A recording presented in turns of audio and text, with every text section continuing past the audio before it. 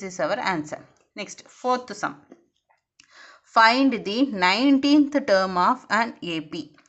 ஃபஸ்ட்டில் இருந்து கொடுத்துட்டாங்க 11 minus 11 minus 15 minus 19 கொடுத்துட்டாங்க. அதாவது அந்த சீக்வன்ஸ் கொடுத்துட்டாங்க. இப்படியே போயிட்டு இருந்ததுன்னா இதில் 19th டேர்மோட வேல்யூ என்னவா இருக்குன்னு கேட்டிருக்காங்க. இதை தமிழில் ரிப்பீட் பண்ணுறேன்.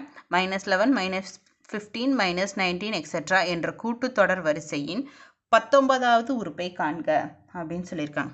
அப்போ கண்டுபிடிச்சிடலாமா? கண்டுபிடிக்கிறதுக்கு என்ன வேல்யூ? இந்த ஃபார்முலா என்ன? Tn = a + n - 1d. இதுதானே நம்மளோட ஃபார்முலா.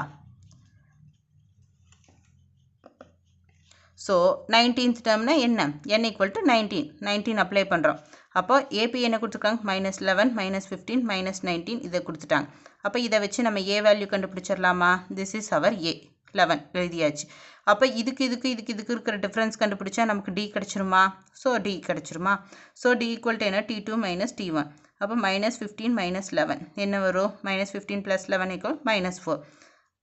-4 இதுதான் நமக்கு -4 தான் நம்மளோட டிஃப்ரென்ஸ். Next T19 கண்டுபிடிக்கலாமா? 19ங்கிறது என்ன? அவர் nth வேல்யூ. ஸோ என்னுக்கு பதிலாக நம்ம 19 அப்ளை பண்ணலாம். ஏ வந்து -11 + 19 - 1 × -4. -11 + 19 - 1 18 × -4. அப்போ இதே இன்ட்டு பண்ண என்ன கிடைக்கும்? 72 கிடைக்கும். ஸோ ப்ளஸ் மைனஸ், அப்போ மைனஸ் தான் பண்ணணும். -72 - 11. அப்போ இது ரெண்டையும் ஆட் பண்ண என்ன கிடைக்கும்? 83 கிடைக்கும். மைனஸையும் ப்ளஸில் மைனஸ் ப்ளஸ் மைனஸ் = மைனஸ்.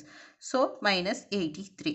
அப்போ T19தோட வேல்யூ என்ன? -83. ஃபைன் பண்ணிட்டோமா? This is our final answer. Next 5th sum பார்க்கலாம்.